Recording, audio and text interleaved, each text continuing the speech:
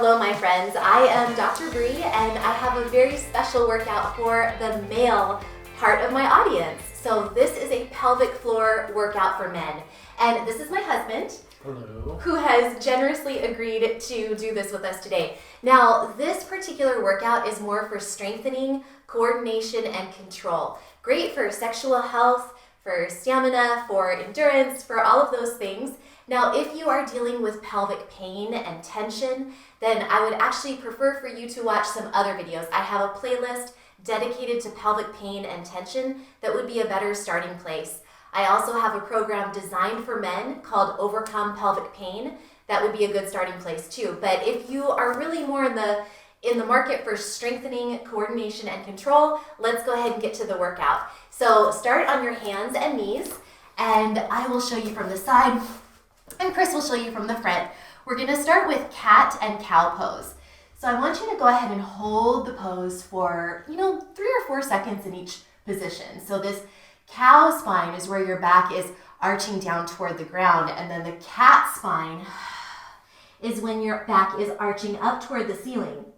Now just flow back and forth a couple of times, but I want you to feel and really hold the end range for a couple of breaths at least. And I want to share something with you. Now, when Chris goes into this cow spine, he's lifting his tailbone up toward the ceiling and the sitting bones are spreading apart. It's a release of the pelvic floor. Now, the cat spine, when his back is rounded, he's tucking his tailbone under, and it's kind of this scoop sensation. This scoop sensation, there's a lift of the pelvic floor and a pulling in of the low abs. And this scooping is something that we're going to be using in the entire workout. So you'll see the scooping from here on out. So get a feel for it and really sense that lift of the pelvic floor as you do it. So go ahead and finish up. And then what we're going to do is we're going to move into a half kneeling position. So go ahead and bring one leg forward. And in this position, you can certainly place a towel or something like that under your leg if you need it. But you can come on up and place your hands on your hips, and we're going to go into a pelvic tilt. So the same scooping motion that we did in the cat and cow. Now, if you need balance and stability, you can widen your legs so it's not so narrow. You can widen your leg out. Of course, you can always hold on to something for balance as well. But feel in this position that you are letting your back arch, and then you're tucking your tail under, and you're scooping, that scooping and hollowing out, just flowing back and forth. And what's happening here, keep going, keep breathing. What's happening here is it's a stretch of the hip flexor. And again, as you scoop forward, it's that lift of the pelvic floor and the pulling in of the low abs. So it's activating those deep core muscles. And then you're releasing as your bum goes back. So the lift and pulling in is activating, and then you release. So a couple more. And when you're doing this, you're fixed through the lower part of the body so that you can really focus on the mobilization and the movement in the pelvic area. So go ahead now and place your hands down and switch to the other side. Come on up. Remember, you can widen your feet apart if you need the balance, and you are scooping and then releasing back. Scooping and releasing back. Now breathe with this. Exhale as you scoop, and then inhale as you release back. Keep going. And inhale.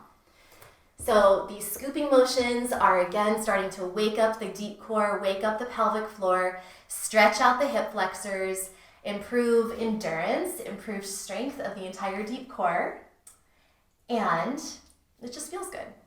So after we do maybe 3 or 4 more, we're actually going to stand up, so keep going. We're going to stand up next and do a saddle squat, which is another way to continue to wake up the pelvic floor and the inner thigh muscles too. Let's go ahead and wrap it up here. Do one more good scoop. Feel that lift of the pelvic floor, pulling into the low abs. And come on down. Make your way, however it feels good, up into a stand. Now we're gonna go into our saddle squat, where your knees are apart, feet are wide, toes pointed out. You're sinking down. Now I'm gonna show you from the side that you're not forward like this, you're sinking straight down like so. Knees track out over your toes. Make sure they don't come in. You want to open the hips, and this already is a lot. But holding this position, I want you to come on up and then down. So as you come up, lift your pelvic floor and your inner thigh muscles, you'll feel them too. So lifting through here. Now, if you want to make it kind of like a warrior pose, you can have your arms up like this in fists. But again, make sure it's like you're sliding up and down a wall. So try not to lean forward like so. And also don't let your back arch with your arms up like this. You want to pull your abs in so your core is nice and strong. Are you feeling that in your inner thighs? I am feeling it. Yes. And the pelvic floor is lifting as well. Every time you stand up, feeling that activation of the center line. This is really kind of like, I don't know, it's like incognito pelvic floor work, because we're not doing Kegels, but we're still activating the pelvic floor nevertheless. All right, let's go ahead and do last one here. Now angle your feet forward just a tiny bit, and we're gonna sit down into a squat. And in this squat position, so play with how your feet need to be positioned, but I want you to be comfortable, and I want you to do those scoops. Just 2, and then up. So we go down and scoop, scoop, and up. Down, scoop, scoop, and up. Again, down, scoop, scoop, and up. Okay, keep going. Now, what's happening is, again, every time he scoops and tucks under, there's a gentle activation of the pelvic floor and the low abs. So again, the scoop, you're pulling in the low abs and the pelvic floor is lifting. So last time here, and up. Nice job. Shake out the legs. All right, let's go into our isolated Kegels. So all of that was like just waking things up. Now we're gonna actually get in there and really use the pelvic floor muscles themselves.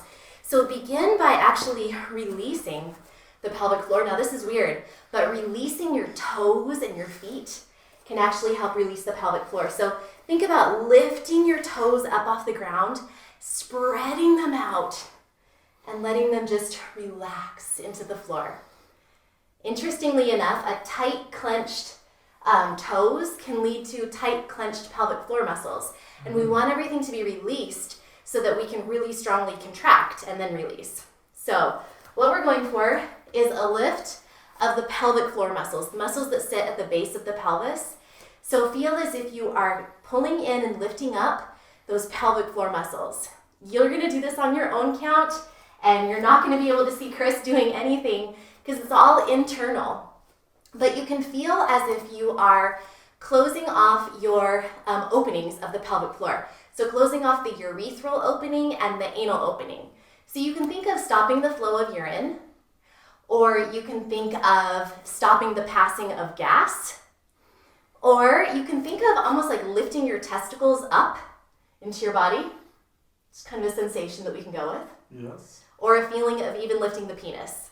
So any of these sensations here might allow you to feel that lift of the pelvic floor muscles. And then the key is that we completely release and let go. So you have to be able to let go to really, start the flow of urine, to have a bowel movement.